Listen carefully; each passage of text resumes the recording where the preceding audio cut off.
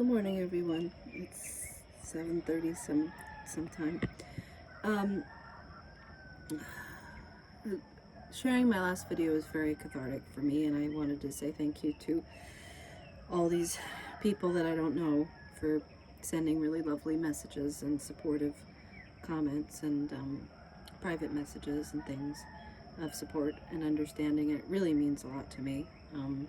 Even though I don't know you, it really is pretty amazing that people are coming together on our channel and showing support and understanding. And there are some people who really relate to the situation that I was speaking of feeling isolated and alone as an artist and not knowing what was going to happen and how things are going to unfold. So I really appreciate the compassion a lot, because that's not a normal thing in our society anymore. Like my earrings? Thoth inspires me to get dressed up when I first get up in the morning. It's really, really nice to get up at like 6:30 and 7 a.m. This is my day off, so. Someone asked a very personal question that I'm going to answer, that I'm very happy to and open. I'm very open to talking about whatever anybody's curious about. I'm just a very open person. I'm very trusting for some reason. But someone asked me about the fact that I'm a virgin, and I've been married to Thoth for 10 years, and we've been together for 15 years. And I can imagine that that would be very curious and odd for people to know. And it is something, it's a choice I've made, and it's kind of, being a virgin has been something that I kind of made the choice about when I was really young.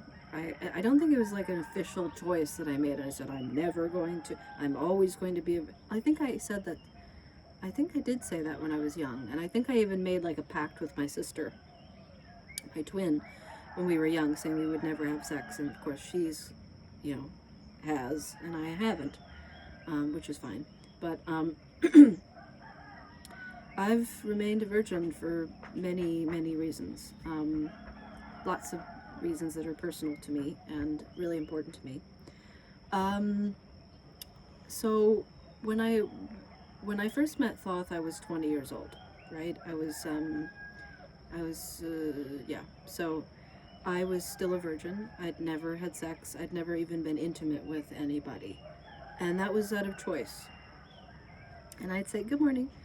I'd say that part of it that is something that's very personal to me is that, and strangely very much related to me being a virgin, is that I discovered Phantom of the Opera when I was about 10 years old, and I had my first period and sexual awakening when I was 12, and I was still extremely obsessed with Phantom of the Opera and the character of Eric, who is the Phantom, if anybody knows that story. But that character became like just a character that I identified with so much, and he became like an erotic fantasy for me. I know that sounds really strange, but I relate to that character a lot, and I became very identified and connected with him. And pretty much there's no man alive that could compare to that character for me. So that was initially the reason why I was a virgin, is that there was never going to be anyone who was going to compare to this character for me. And I'd say the reason why I really related to Eric, and still do, is because he's a misunderstood loner, extremely gifted and talented, heavily misunderstood, very lonely, very sad, very emotional and sensitive, and very hurt, by the world. And back then I related to that kind of character even then, because I was heavily bullied and heavily ostracized from school and life, and I was a lone kid. I was on my own a lot. And this character was like the ultimate, musical genius kind of sensitive soul type character. And I developed a very private, kind of creative, erotic thing that I would do that I called acting, and I still do it to this day. Um, when I'm like about to get my period, and instead of having sex, I will have this private experience where it's just me and my imagination, and it's hard to explain. It will be me, kind of, I guess, role playing as this character, as the Phantom, and being in all sorts of different scenarios, including sexual situations. And it really is very erotic for me, but it's a private experience. And my sister actually did it up to a certain point. We were both doing it at the same time, interestingly. And initially it was that we were acting to the Phantom of the Opera soundtrack, right? The original Andrew Lloyd Webber with Michael Crawford, whole thing. And I also related, had a very erotic connection with Michael Crawford because he was the original Phantom. And I discovered the Susan Kay novel, Phantom, which I love so much. If nobody's seen that, read it, it's so magical. It's called Phantom by Susan Kay. It's a really, really great book. And if you know Phantom of the Opera, it's a very cool telling of his whole life, almost as if it really happened. And that really influenced a lot of my acting experiences that I've had. And so when I was young, that's what I did a lot of the time. I would draw and write and play music and listen to music and dance and act. And it was all a very private fantasy world kind of thing. So, and it was erotic, and it was erotic for me. So, and it still is to this day, and I'm 36. So I've been acting for since I was about 12. So you do the math, it's been a long time. So yeah, so I've just created a whole erotic experience that is private for me, and it doesn't involve anyone else. Like, I don't need someone to role play this character for me. I don't want that. I don't need that. It's all in my head. And I find it really amazing how you can one can become incredibly turned on just by one's own imagination. And that's like, I'm really imaginative and creative even in my erotic life. So and Thoth has his own private thing that he does that is private to him, which I don't know if he'll ever share. But yeah, it's so it doesn't involve anyone else, and it never has. And I actually remember when I was I did have a boyfriend of some kind when I was how old was I? 16. His name was Daniel, and he was a guitarist. He introduced me to Steve Vai and Joe Satriani, and took me to go see him when I was 16, 17 years old, which was amazing. Blew my ears out, but it was incredible. I love Passion and Warfare. That's one of my favorite albums of all time. Grew up on that. Love Steve Vai. But yeah, so we were only together for a little bit, and we were never intimate, never. We were almost like brother and sister more than we were dating.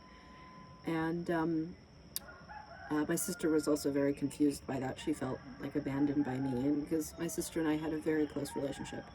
Unfortunately, we don't anymore.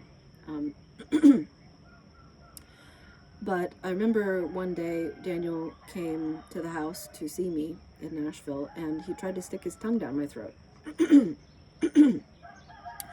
And it made me extremely uncomfortable. And I realized then, I remember I was talking to some people about it and saying, I'm actually, asexual. I don't have any desire to have sex with anybody. And actually, when I'm drawn to someone, I'm drawn to their essence. I'm not drawn to their body. I'm not drawn to their physicality. Even though a lot of my beloved friends, I have a lot of beautiful male friends that are very attractive, and that I am attracted to. I love them, but I don't love people in the way that I'm sexually attracted to people. I would say that in relation to my choice to be a virgin in regards to Thoth is like, it's not like I'm not attracted to him, and he's not attracted to me. We're not asexual, you know. Or the act of us not having sex is a choice. It's more that because of all this experience that I had when I was young, and having developed my own private fantasy life that didn't involve men or women or anybody, and that I really enjoyed, and was my own thing.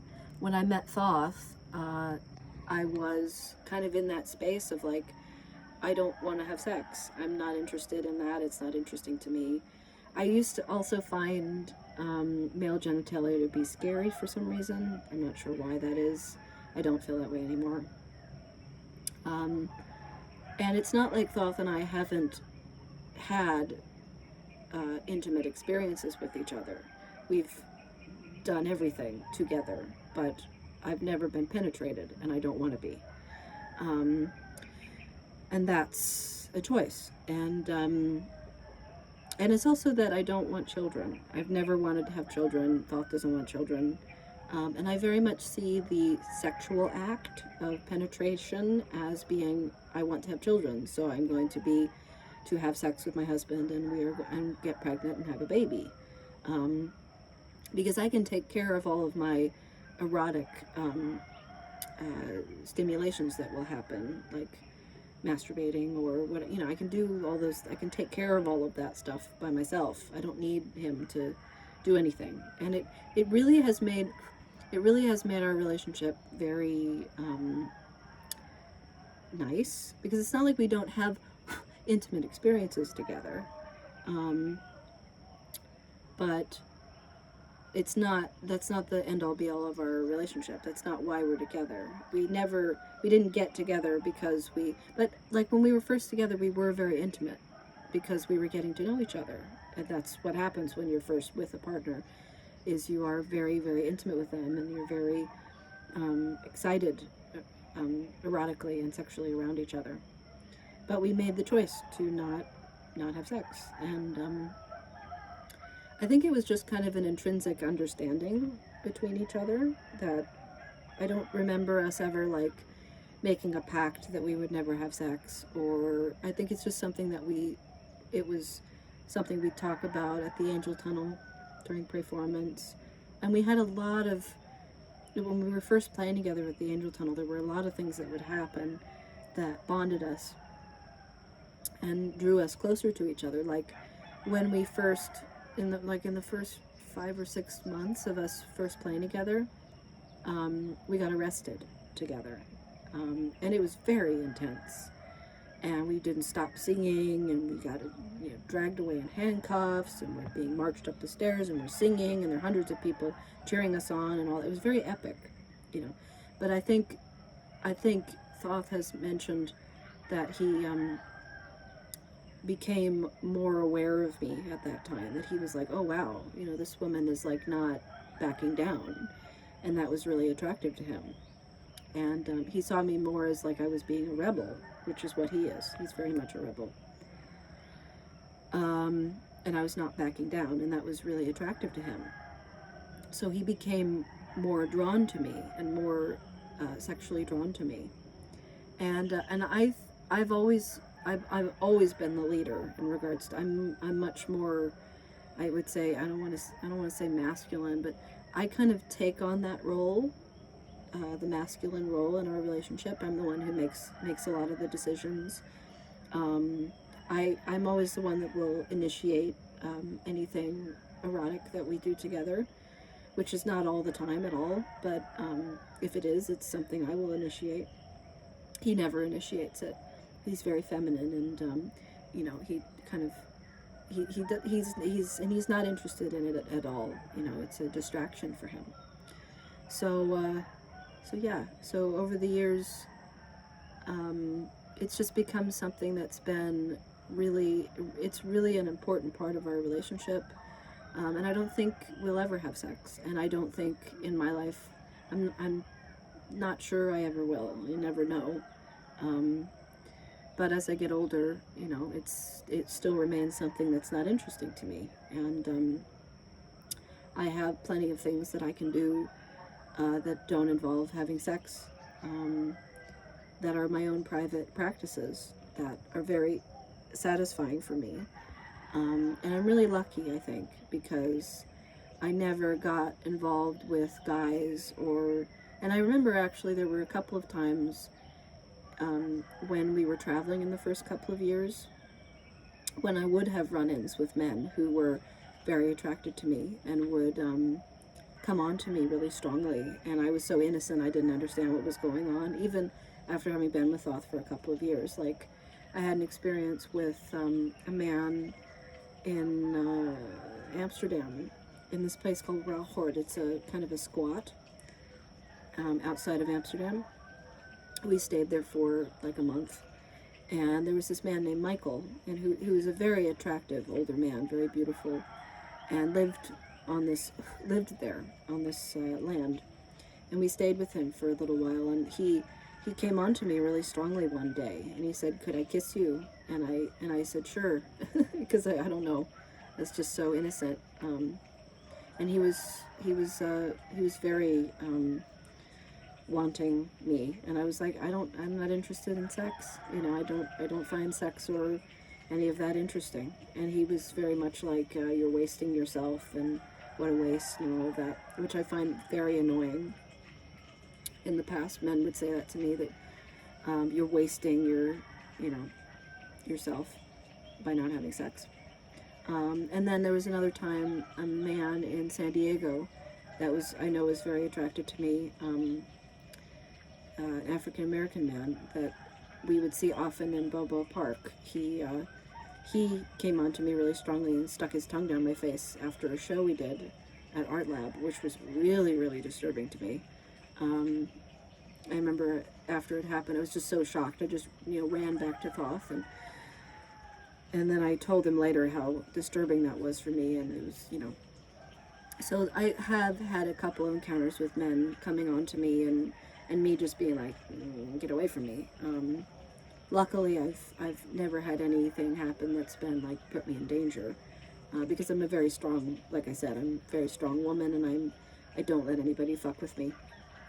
I used to walk around New York basically topless, and I would actually play pretty much topless a lot of the time, or I'd wear very scantily clad clothing during the summer when I was playing with Thoth initially in like 2009 in New York City at the Angel Tunnel.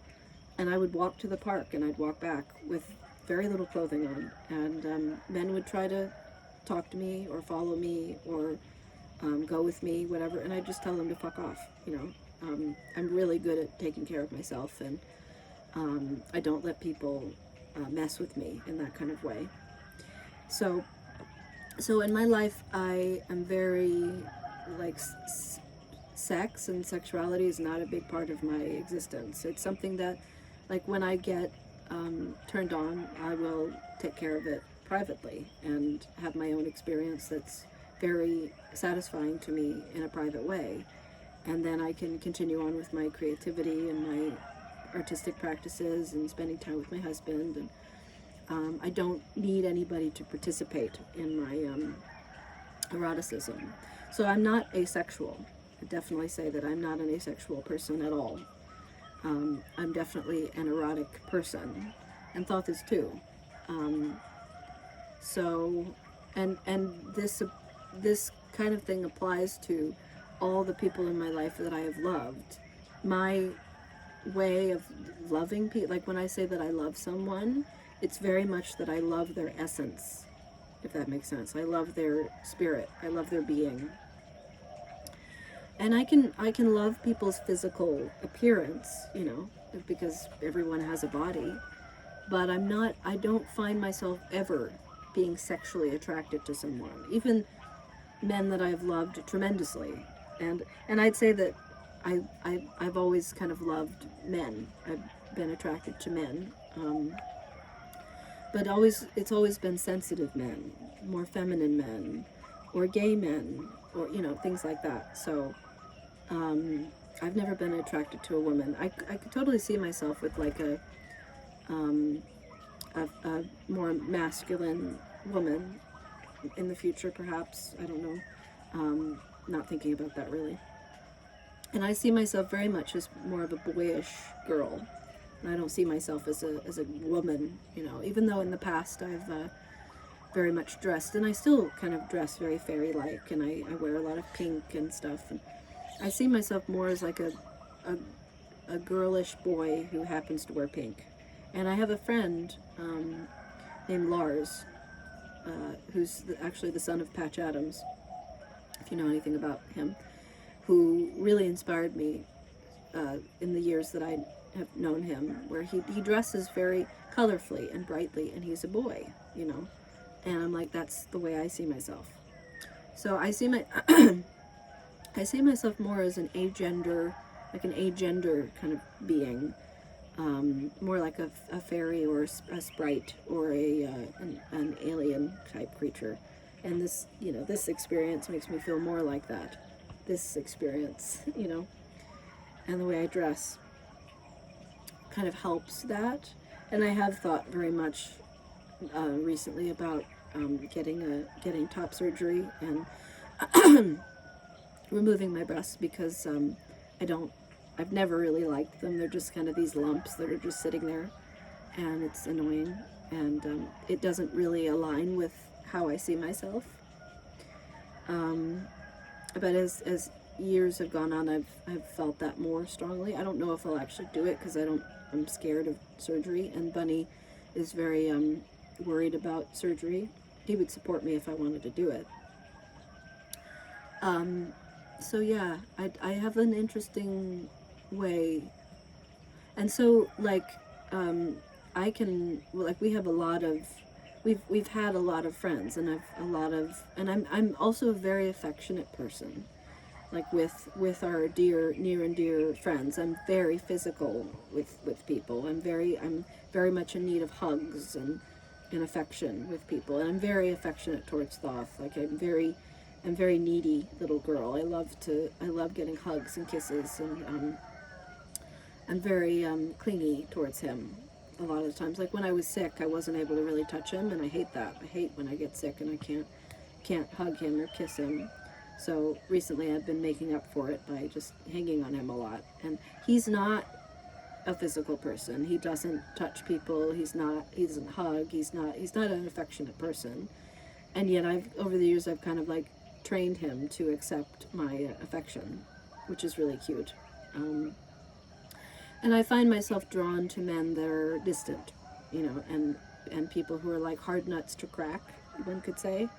A lot of the men that I've been drawn to in my life have been like that, where they're not easy to break open, but when you break them open and you see what's inside, they're very beautiful. And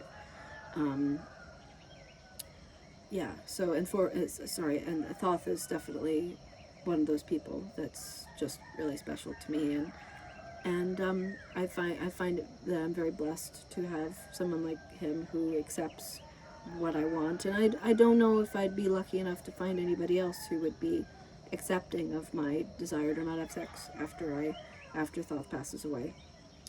I'm very much in the state of thinking that I probably would be on my own, and I'm okay with that. I've been on my own a lot in my life. Thoth has been kind of the only person that I've had who's like just been there for me and taking care of me and watches over me, and is just a wonderful partner for me. And it's interesting how we're such a good match in a really interesting way. We get along really well. We spend all of our time together. But we're definitely our own people, and I'm my own person. He's his own person. But it's initially, when like the first 15 years we were together, it was a lot about us playing music together, and that we perform together and we do this thing together.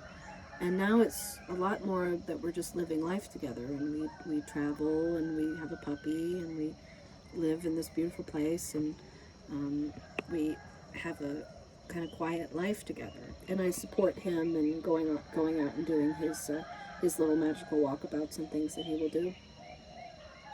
So yeah,